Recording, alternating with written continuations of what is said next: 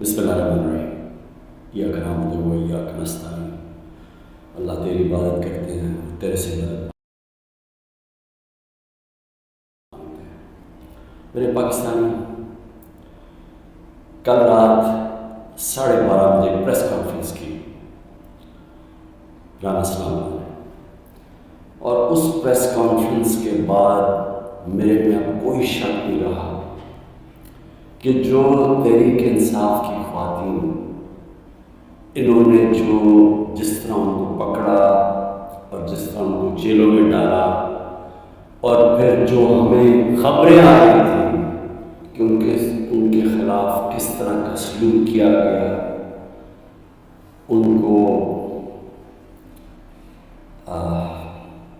Rape کا بھی ہم نے سنا، تو جب اس نے پریس کانفرنس کی میرے سارے شک دور ہو گئے،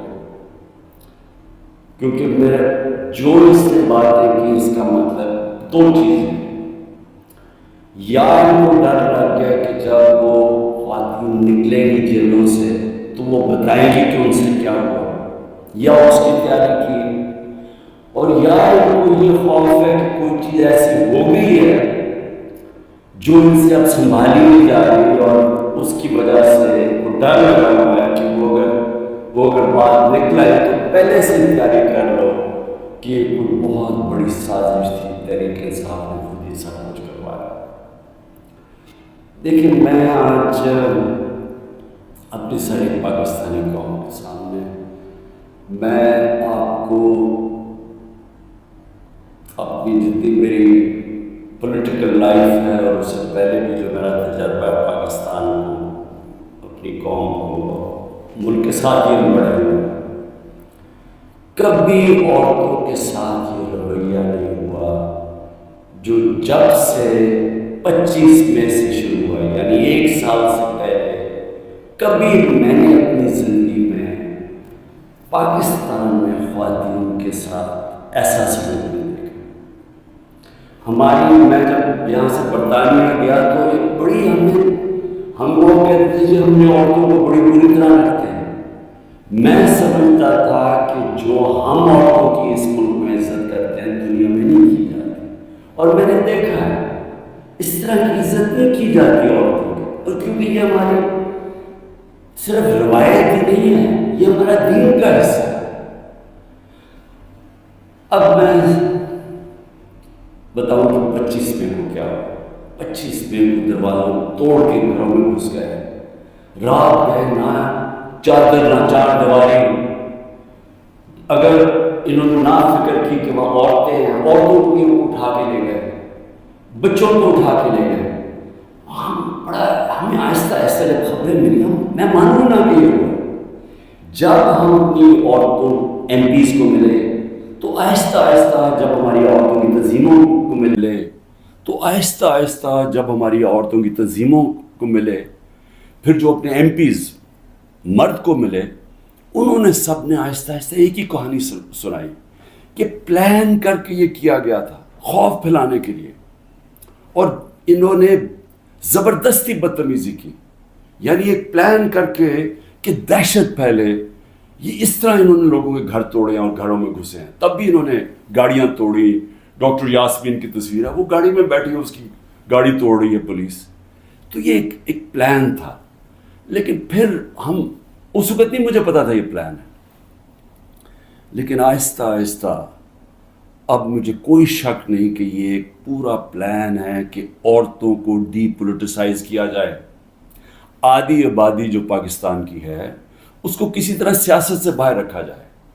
اس کو دیکھ کے جو مرد ہیں، جو خاوند ہیں، جو باپ ہیں، جو بھائی ہیں، وہ اتنے خوف زدہ ہو جائیں کہ یہ عورتوں سے اتنا ظلم ہوتا ہے، یا عورتوں سے جس طرح کا یہ انہوں نے سلوک کیا ہے جیلوں کے اندر، یا اس سے پہلے جب یہ پرامن احتجاج کر رہی تھی جس طرح مارا ہے عورتوں کو، تو اتنا ان کو خوف آ جائے کہ وہ عورتوں کو کہیں آپ گھر بیٹھ رہے ہیں، آپ نے سیاست میں شرکت نہیں کرنی۔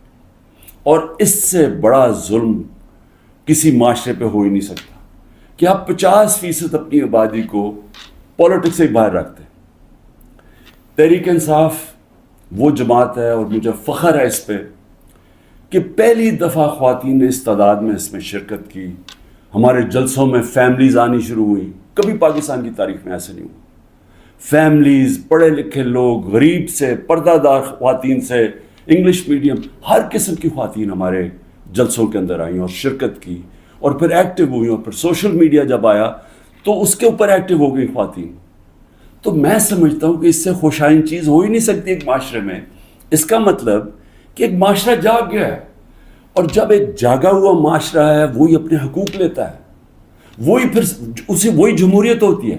جس جمہوریت کے اندر لوگ نکلتے نہیں ووٹ ڈالنے کے لیے، 15-20% ٹرن آؤٹ ہوتا ہے، وہ جمہوریت تو ہوتی نہیں ہے. اس کا مطلب کہ لوگوں کو فرق ہی نہیں پڑتا کون آئے کون جائے، یعنی لوگ ڈی پولیٹیسائز ہو جاتے ہیں. اب ہماری تاریخ کیا ہے؟ پچھلے 60 سالوں کے اندر آدھا وقت فوج نے حکومت کی ہے، آدھا وقت 2 خاندانوں نے کیا. اور جب ملٹری ڈکٹیٹر، اب ہماری تاریخ کیا ہے؟ پچھلے 60 سالوں کے اندر آدھا وقت فوج نے حکومت کی ہے، آدھا وقت 2 خاندانوں نے کیا. اور جب ملٹری ڈکٹیٹرشپ آتی تھی تو اس کی پہلی کوشش ہوتی تھی کہ لوگ ڈی پولیٹیسائز ہو جائیں، کہ پولیٹکس بہت بری چیز ہے، لوگ پولیٹکس سے ہٹ جائیں. اور وہ اس لیے چاہتے تھے کہ جب ایک لوگ ڈی پولیٹیسائز ہو جاتے ہیں تو اس کا مطلب یہ ہوتا ہے کہ ان کا یعنی ان کو فرق ہی نہیں پڑتا کہ ملک میں جو مرضی کیا جائے، یعنی کوئی ناانصافی ہو، کوئی حقوق ان کو فکر نہیں ہے، یا ان کا خیال ہے کہ کچھ ہو ہی نہیں سکتا، تو وہ چپ کر کے گھروں میں بیٹھ جاتے ہیں اور پھر ڈکٹیٹر پوری طرح حکومت کرتا ہے. اب یہ وہی فیز آ گیا کہ ایک آہستہ آہستہ ایوولوشن سے ہمارا ملک آگے بڑھنا شروع ہوا. ہم نے ایک بہت بڑی موومنٹ ہوئی جس کو کہتے ہیں لائرز موومنٹ. وکیل جب آزاد عدلیہ کے لیے نکلے، میں جیل میں گیا، ہم نے سب نے شرکت کی. وہ پہلی دفعہ پڑھے لکھے طبقے نے شرکت کی کہ جب تک عدلیہ آزاد نہیں ہوگی ہمارے حقوق کی حفاظت نہیں ہوگی. اور آزاد عدلیہ جمہوریت کی حفاظت کرتی ہے. تو وہ ایک بہت بڑا مائل سٹون تھا، کیونکہ ہمیشہ پاکستان کی عدلیہ جدھر پاور ہوتی تھی، جو حکومت ہوتی تھی اس کے ساتھ چلتی تھی، اور نظریہ ضرورت لے آتی تھی کہ آئین بھی اگر طاقتور توڑنا چاہے تو اس کو موقع دے دیتی تھی آئین توڑنے کا. اس لیے ہمارے کبھی صحیح معنی میں حقیقی جمہوریت آئی نہیں. اور حقیقی جمہوریت کا مطلب ہے حقیقی آزادی. دیکھ لیں، پہلے یہ سمجھ آئے، جمہوریت جب حقیقی ہوتی ہے تو اس کا مطلب آپ کے جو فنڈامنٹل رائٹس ہیں، آپ کے جو حقوق ہیں، ان کی حفاظت کرتی ہے ملکی عدلیہ. ملکی عدلیہ گورنمنٹ کو کوئی غلط کام کرنے نہیں دیتی، کیونکہ وہ آئین کے بیچ میں چلتی ہے. اور پھر جب آپ کے ملک کے اندر لوگوں کے حقوق مل جاتے ہیں اور ان کی عدلیہ ان کے حقوق کی حفاظت کرتی ہے، وہ آزاد ہو جاتے ہیں اور وہ ملک پھر اوپر چلے جاتے ہیں. میں آپ کو ایک چھوٹی سی مثال دیتا ہوں کہ یورپ جب آزاد ہوا، جب دوسری جنگ عظیم ختم ہوئی، تو سارا جو ویسٹرن یورپ تھا وہاں جمہوریت آ گئی. صرف اسپین میں نہیں آئی، وہاں ڈکٹیٹرشپ تھی. 50 سال کے بعد دیکھیں کہ سارا ویسٹرن یورپ آگے نکل گیا، خوشحال ہو گیا، اور اسپین پیچھے ہے. حالانکہ اسپین بھی ایک وقت پہ بڑا امیر ملک تھا.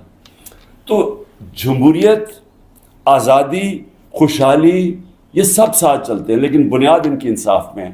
انصاف کا مطلب ہے کہ جب ایک معاشرہ آپ کے اس کی عدلیہ فنڈامنٹل رائٹس پروٹیکٹ کرتی ہے تو وہ آزاد ہو جاتے ہیں، وہیں جمہوریت آتی ہے، وہیں خوشحالی آتی ہے. تو یہ ایک سفر کر کے ہم یہاں پہنچے ہیں. آزاد عدلیہ کی موومنٹ ہوئی، عدلیہ آزاد ہو گئی. عدلیہ نے بہت تو بڑی دیر تک، اور ایسا کہ لوگوں کو اعتماد ہوتا تھا کہ حکومت ہمارے سے زیادتی نہیں کرے گی، ہم عدلیہ کے پاس چلے جائیں گے. میرے 3.5 سال میں مکمل طور پہ عدلیہ آزاد، کسی قسم کی مجھے کوئی بتائے کہ ہم نے انٹرفیرنس کی ہو. مکمل طور پہ میڈیا آزاد. ذرا موازنہ کریں آج جو میڈیا کا حال ہے اور جو ہمارے دور پہ تھا. 80% تنقید ہماری گورنمنٹ کی ہو رہی ہوتی تھی، حالانکہ اس گورنمنٹ نے کرونا سے دنیا نے ایکنالج کیا پاکستان کے، جس طرح ہم نے کرونا کو ہینڈل کیا. ٹاپ 3 دنیا میں ملک تھے. دنیا نے ہمارے احساس پروگرام کو ایکنالج کیا. دنیا نے جو ہم نے پہلی دفعہ ماحولیات کے اوپر ملک کی تاریخ میں جو ہم نے درخت اگائے، جو بلین ٹری سونامی جس کو کہتے ہیں، دنیا نے مانا اس کو. بورس جانسن نے جو برطانیہ پرائم منسٹر نے یو این میں تقریر میں نام لیا میرا اور کہا کہ ہم اس طرف آگے جا رہے ہیں. پہلی دفعہ ڈیمز بنانے شروع کیے 50 سال کے بعد. تو وہ حکومت جو اپنے ملک کی اکانومی کو بھی لا کے کھڑا کر دیا اور 6.1%، کوئی کہتا ہے 5%، یعنی تاریخ کی وہ چند لمحے تھے جب سب سے زیادہ ملک آگے بڑھا تھا. لیکن اس کو تنقید کتنی ہوئی، ذرا اٹھا کے دیکھ لیں اخبار، آپ صرف ٹی وی پروگرامز دیکھ لیں، ہمیں سارا وقت تنقید ہوئی. ہمارے ہاں 3 لانگ مارچز ہوئی. ایک بتائیں کہ کسی کے اوپر کوئی ایف آئی آر کاٹی، کسی کو کوئی گھروں میں گھس کے کوئی روکنے کی کوشش کی.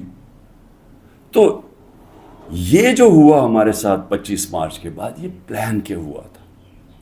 یہ ہماری جمہوریت کو جو جتنا نقصان اب پہنچا ہے، میں جنرل مشرف کی ڈکٹیٹرشپ مجھے یاد ہے، اس طرح کے حالات نہیں تھے وہاں.